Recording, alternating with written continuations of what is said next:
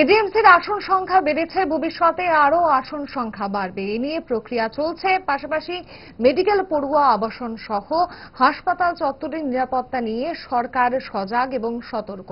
সংবাদ মাধ্যমের প্রশ্নের মুখে জানালেন মুখ্যমন্ত্রী। এখানে আমরা কথা বলেছি অলরেডি। হারেশন আমাকে বলেছিল 100 এর পরে আরো বাড়বে। কাজ চলছে, এখন যখন হবে জিবি সিকিউরিটি নিয়ে বারবার প্রশ্ন উঠছে।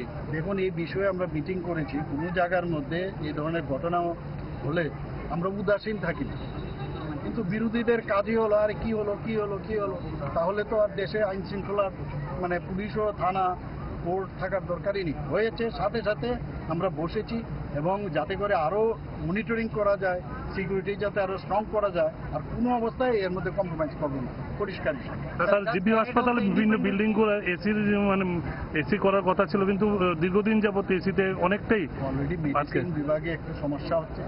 মেডিসিন বিভাগে আমরা অলরেডি নতুনভাবে এটাকে অলরেডি কম্পিটিশনের পথে। আপনি দেখবেন জিবিকে আমরা কিভাবে সাজাচ্ছি, এবং ভবিষ্যতে সেই 60 দশকে যে বিল্ডিং আপনারা জানেন, জিবির যে মেইন বিল্ডিং, সেটাও আমরা ভবিষ্যতে ডেমোলিশন করে নতুন করে একদম হাই রেজ বিল্ডিং সেখানে করবো। আপনি দেখবেন জিবিটা কিভাবে।